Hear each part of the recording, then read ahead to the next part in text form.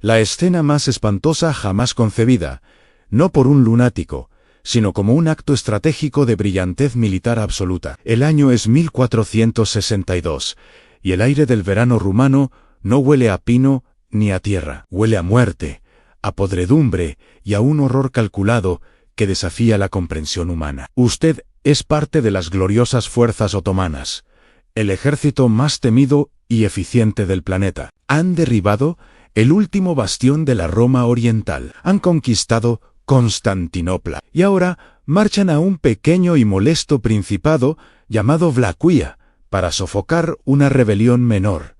Un simple trámite. Se esperaban semanas de marcha o días de batalla. En cambio, lo que encuentran al rodear una colina cerca de la capital es el fin de todo sentido común. La marcha se detiene, el silencio se apodera de la columna. Y allí, extendiéndose hasta donde alcanza la vista, no hay un bosque de árboles. Es un bosque de hombres, elevados sobre estacas de madera.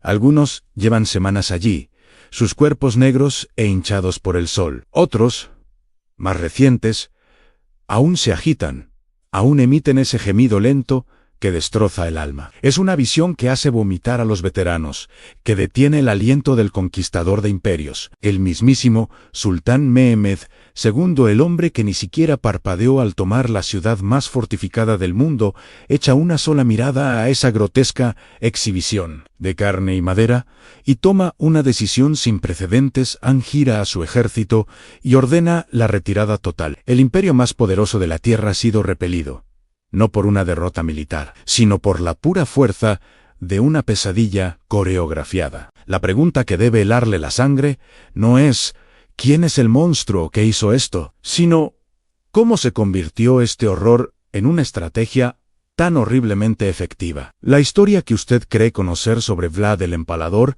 es la versión simplificada, la leyenda de vampiros. La verdad es un estudio mucho más inquietante sobre cómo se construye una máquina de terror. Este es el relato completo de cómo un hombre tomó el sufrimiento ajeno y lo convirtió en un arma que reescribió el destino de las naciones. Al final, comprenderá que el verdadero horror no residió en lo que hizo a los cuerpos, sino en lo que hizo a las mentes. Para entender el clímax, debemos retroceder a la fractura original. La pregunta que nadie suele hacer es, ¿qué clase de trauma quiebra a un ser humano de tal manera que lo capacita para desatar tal atrocidad? La respuesta nos lleva al año 1442. Vlad solo tiene 11 años cuando su padre, Vlad II Dracul, un príncipe vasallo de Vlaquia, firma un pacto con la única potencia que verdaderamente importa en Europa Oriental, el poderoso Imperio Otomano. El trato es una burda máscara de diplomacia. El príncipe puede conservar su precario trono, pero a cambio debe entregar a sus 2 hijos menores como rehenes, garantías vivientes de su lealtad. Así, el joven Vlad y su hermano pequeño, Radu, son arrancados de su hogar y depositados en el corazón del imperio que más tarde jurarían destruir. No son arrojados a una mazmorra. Lo que sigue es mucho más sutil y mucho más devastador para la psique. Son llevados a palacios como el de Edern, tratados superficialmente como invitados de alto rango. Reciben la mejor educación, ropa elegante y entrenamiento militar de élite. Se les enseña turco, árabe, filosofía, las complejidades del Corán y el arte de la guerra. A primera vista, parece un privilegio inigualable, pero la historia pasa por alto la terrible verdad. Esto no era una educación, era una guerra psicológica de 6 años de duración. Desde los 11 hasta los 17 años, Vlad vivió inmerso en la hiperrealidad de un imperio que había perfeccionado el uso del miedo como la herramienta de gobierno más potente. Estudió cómo sus captores, con una frialdad desapasionada, llevaban a cabo ejecuciones públicas diseñadas no solo para castigar al individuo, sino para enviar ondas de choque de terror a través de poblaciones enteras, sometiéndolas en masa. Él no solo presenció la crueldad, sino que la analizó. Grabó en su memoria la lección más importante: el terror, cuando se aplica con una precisión quirúrgica, supera la efectividad de cualquier ejército convencional. Mientras observaba, el joven príncipe se sintió totalmente despojado de poder, una marioneta a merced de la voluntad del sultán, mientras que su hermano menor, Radu, exhibía una sorprendente adaptabilidad, incluso forjando una estrecha amistad con el hijo del sultán, Mehmed, quien más tarde conquistaría Constantinopla.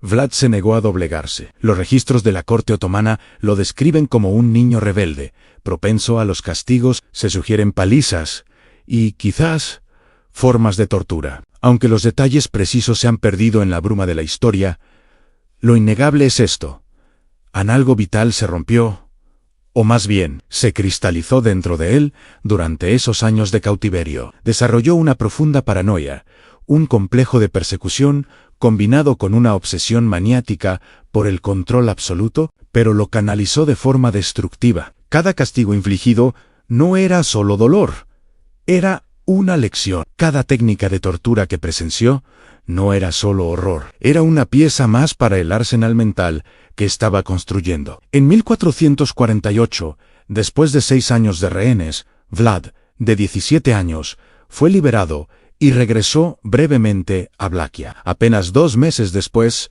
la traición se cebó con su familia. Su padre fue asesinado por los boyardos, la nobleza local que jugaba a 2 bandas entre los otomanos y los húngaros. Su hermano Mayo, R. Mercia, fue capturado y brutalmente enterrado vivo. Vlad solo, rodeado de enemigos y sin apoyo, observó el desmoronamiento de su mundo. En ese momento, su objetivo trascendió la simple venganza. Su misión se convirtió en rehacer Vlaquia a imagen y semejanza de su propio trauma. Él tomaría cada lección de terror que los otomanos le habían enseñado y la refinaría hasta crear algo que ni siquiera sus captores podrían haber imaginado. Pero el momento aún no era el adecuado. Pasó 6 años más en el exilio, conspirando incansablemente, estudiando tácticas de guerra y maniobras políticas. Finalmente, en 1456, con respaldo húngaro, forzó su camino de regreso y se apoderó del trono de Vlaquia. El campo de pruebas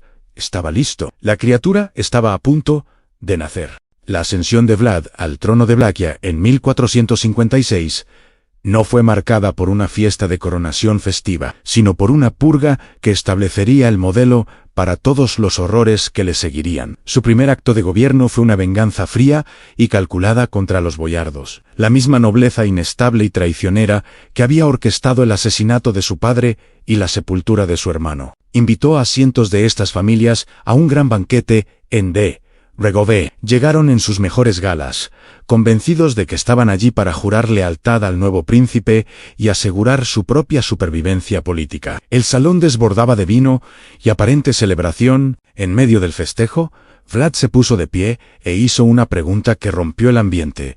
¿Cuántos príncipes de Vlaquia han visto pasar y han sobrevivido a su caída? Uno de los boyardos más viejos respondió con orgullo: 7, 10. Su Alteza. Algunos recordamos hasta una docena de gobernantes diferentes. Se jactaban de su astucia, de su capacidad para sobrevivir a cualquier príncipe, sin darse cuenta de que estaban firmando su propia sentencia de muerte. Vlad sonrió, y esa sonrisa debió ser lo último que vieron. Inmediatamente dio la orden. Todos los boyardos que habían respondido fueron arrestados en el acto. Pero aquí es donde la mente metódica que se había forjado en el cautiverio otomano se hizo evidente. No los ejecutó a todos de inmediato. En un acto de ingeniería social brutal, los dividió en 2 grupos, basándose en su edad y su capacidad de trabajo. Los boyardos mayores, los arquitectos directos de la destrucción de su familia, fueron llevados a las afueras de la ciudad y empalados de forma inmediata.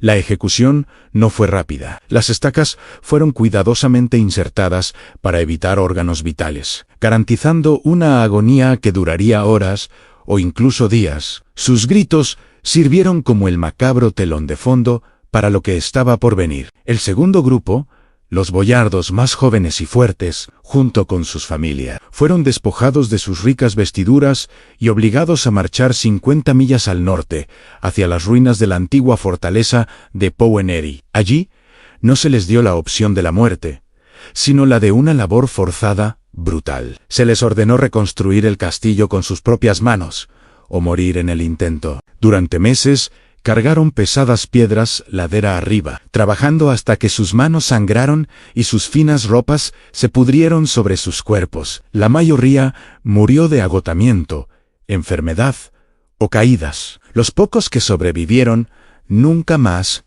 fueron los mismos. Vlad había aniquilado sistemáticamente a la antigua nobleza de Vlaquia, reemplazándola por una nueva clase que le debía su vida y vivía en constante terror de su descontento. Esto fue mucho más que simple venganza. Fue un desmantelamiento total y efectivo de la estructura de poder que había debilitado a la nación. Demostró su primer principio. No buscaba simple obediencia, buscaba doblegar la voluntad de los individuos hasta que la obediencia se convirtiera en su única respuesta posible. Pero estos actos seguían siendo asuntos internos de Vlaquia. Lo que Vlad hizo a continuación, en 1459, provocaría ondas de choque de horror que resonarían en todos los imperios circundantes. El sultán Mehmed II, el mismo compañero de la infancia de Vlad, envió emisarios a Vlaquia exigiendo el tributo anual y, como un insulto adicional, la presencia personal de Vlad en Constantinopla para renovar su juramento de vasallaje. Los enviados otomanos, acostumbrados a la pompa y el regateo político, entraron en la corte de Vlad esperando el teatro habitual. Se negaron a quitarse los turbantes, citando la costumbre religiosa otomana de no descubrir su cabeza. Vlad, con una calma aterradora, les pidió que explicaran esta tradición. Ellos lo hicieron, probablemente aliviados de que el príncipe pareciera interesado en la comprensión. Pero Vlad asintió pensativo y pronunció una frase que debió helarles la sangre: respeto a un hombre que honra su fe tan plenamente. Permítanme ayudarles a honrarlo para siempre. Ordenó a sus guardias que clavaran los turbantes directamente a sus cráneos. Piensen en la precisión de esa crueldad. No los mató. Los mutiló de una manera cargada de simbolismo religioso y calculada médicamente para asegurar que sobrevivieran al viaje de regreso. Eran mensajeros andantes del terror, con sus gritos resonando mientras huían de regreso al sultán. Cuando Mehmed recibió a sus enviados, desfigurados y medio enloquecidos por el dolor, comprendió inmediatamente que no estaba tratando con el amigo de la infancia que recordaba. Esto era una nueva forma de maldad, una que había tomado las lecciones otomanas sobre el miedo y las había transformado en algo infinitamente más devastador. La guerra se volvió inevitable, y el arma de elección de Vlad era el empalamiento. La mayoría de la gente tiene una imagen equivocada de este método. No se trataba solo de una ejecución brutal, sino de una auténtica ingeniería de la muerte lenta. Si una estaca fuera clavada directamente en el torso, la víctima moriría instantáneamente. Eso no era el objetivo. El método de Vlad, basado en relatos otomanos y análisis históricos, era mucho más sofisticado. La víctima era colocada boca abajo y la estaca, cuidadosamente seleccionada, con una punta a roma y aceitada, se insertaba por el recto. El detalle crucial es el ángulo en se colocaba para evitar todos los órganos vitales y los vasos sanguíneos principales. La víctima era entonces izada lentamente. El resto lo hacía la gravedad. A lo largo de horas, e incluso días, el propio peso corporal forzaba la estaca gradualmente hacia arriba a través del torso. La trayectoria se calculaba para evitar el corazón y los pulmones. En casos documentados, la estaca llegaba a salir por el hombro o el pecho, manteniendo a la víctima viva y consciente hasta por 3 días. ¿Por qué este método? Porque Vlad había comprendido una verdad fundamental sobre la guerra psicológica. Presenciar el sufrimiento prolongado es exponencialmente más traumatizante que presenciar una muerte rápida. Una decapitación es horrible, pero breve. El empalamiento era un espectáculo que duraba días, con gritos que podían oírse en valles enteros. Pero el acto físico era solo un componente. El verdadero genio, si se puede llamar así, residía en la puesta en escena. Cuando Vlad empalaba, lo hacía en plazas públicas, a lo largo de las carreteras principales, en las puertas de las ciudades, en cualquier lugar que maximizara la visibilidad. Él entendía que el boca a boca y el rumor multiplicarían el impacto psicológico. Un solo acto de empalamiento, presenciado por 100 personas, crearía 100 narradores, cada uno de los cuales contaría 100 historias más. Las estacas tenían diferentes alturas, según el rango de la víctima, los campesinos más cerca del suelo, los nobles más arriba y los comandantes enemigos reservaban la altura más alta. Esto creaba una grotesca jerarquía visual que reforzaba su mensaje de control absoluto. En algunos relatos, disponía los cuerpos en patrones geométricos precisos en círculos, anillos concéntricos, estrellas. No era sadismo al azar. Era una demostración de poder que decía, mi control es tan absoluto que puedo convertir el sufrimiento humano en arte simétrico. Existe un famoso panfleto alemán de 1462, ciertamente propaganda pero basado en relatos de comerciantes sajones, que describe a Vlad cenando tranquilamente entre el bosque de empalados, mojando su pan en la sangre o bebiendo tranquilamente entre los moribundos. Aunque el incidente exacto sea debatible, el mensaje psicológico es inconfundible. Estoy tan por encima de tu comprensión de lo humano que tu horror no me afecta. Estos panfletos se convirtieron en las primeras historias de terror producidas en masa de Europa y cimentaron la reputación de Vlad. La gran pregunta que todo esto plantea es: ¿funcionó? ¿Fue el terror una estrategia militar realmente efectiva? ¿O Vlad era simplemente un sádico con poder? La respuesta llegó en el verano de 1462, y probaría que los métodos de Vlad no solo eran efectivos, sino devastadoramente exitosos. El sultán Mehmed II, el conquistador de Constantinopla, finalmente se hartó. En el año 1462, Vlad no solo se había negado a pagar el tributo exigido, sino que había llevado a cabo incursiones brutales en territorio otomano al sur del Danubio. En una campaña particularmente sanguinaria, Vlad cruzó el río con una fuerza pequeña y, según su propia cuenta, se jactó ante el rey húngaro de haber aniquilado a más de 23.0 personas, clasificando a las víctimas por edad y género. Mehmed, al mando de la maquinaria militar más poderosa del mundo, decidió resolver el problema yugoslavio de una vez por todas. En la primavera de 1462,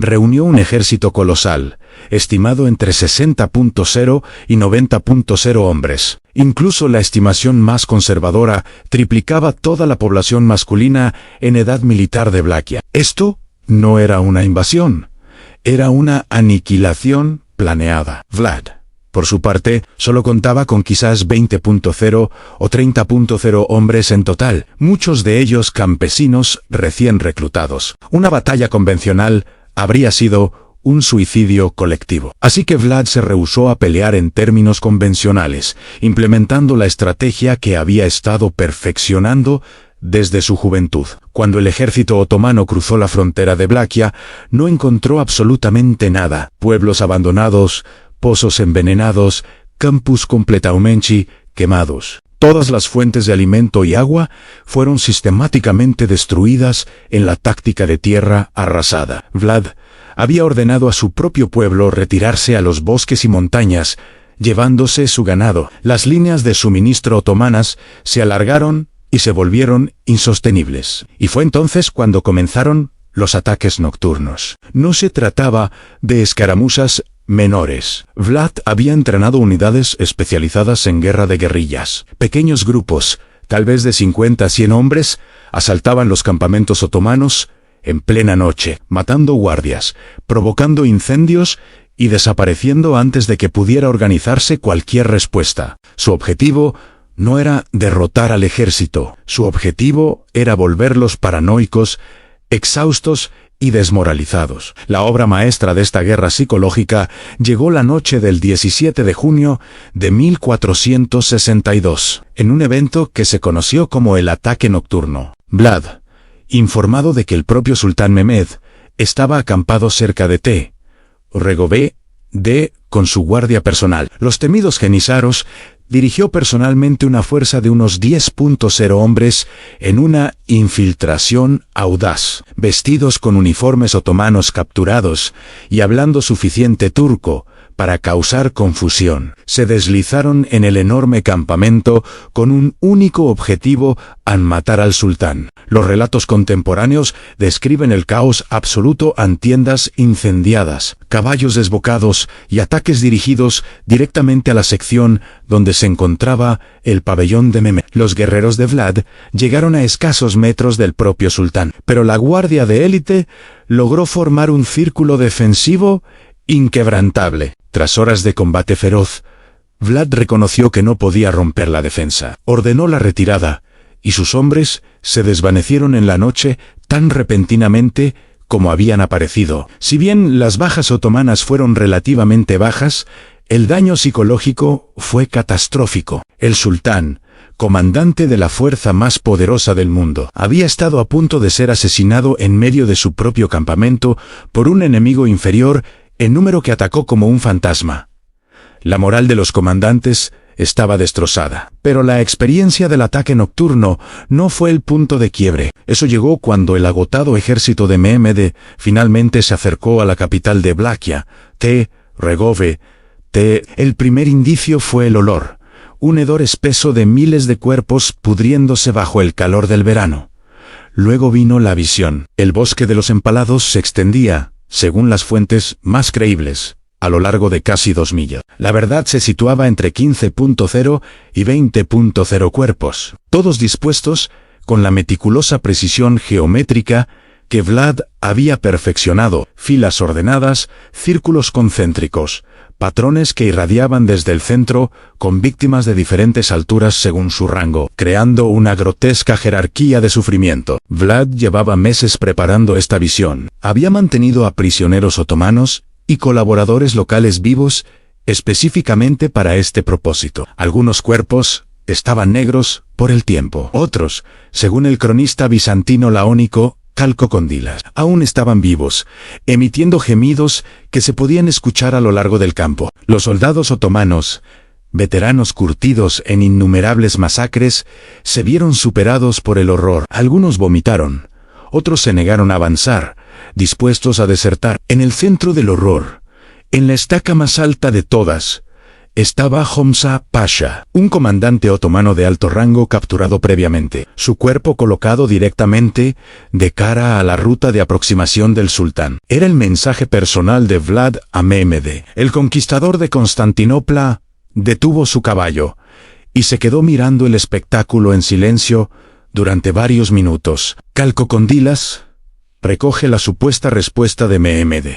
No es posible privar a su país de un hombre que ha realizado hazañas tan grandes. Un hombre que había hecho tales cosas valía mucho. Esto no era admiración, era un reconocimiento del terror como arma de disuasión. El sultán reconoció que se enfrentaba a algo que estaba fuera de su comprensión militar tradicional. Los propios comandantes de Mehmed aconsejaron la retirada. El bosque de los empalados fue el punto de inflexión psicológico. Vlad no intentaba ganar una batalla, estaba intentando quebrantar la voluntad de un ejército. Y funcionó. A los pocos días, Mehmed ordenó la retirada general. La fuerza militar más poderosa del mundo se había retirado de un pequeño principado, no por una derrota táctica, sino por la pura y calculada guerra psicológica. Vlad, el empalador, había ganado. Sin embargo, la historia no termina con el triunfo. Lo que vino después revela la tragedia final. El terror, por muy efectivo que sea a corto plazo, es una herramienta que siempre acaba consumiendo a quien la empuña. A pesar de haber repelido al Imperio Otomano, ganándose el aplauso provisional de la cristiandad, Vlad no pudo apagar el método. Los mismos actos que usó contra los otomanos, ahora los usaba contra su propio pueblo. Empalaba a comerciantes por especulación de precios y a pueblos enteros por infracciones menores. La herramienta que había forjado para la supervivencia de su nación se había convertido en su única herramienta para todo. Su posición política se desintegró rápidamente. Su hermano, Radu, respaldado por el oro y los soldados otomanos, se posicionó como la alternativa sensata, la voz de la estabilidad.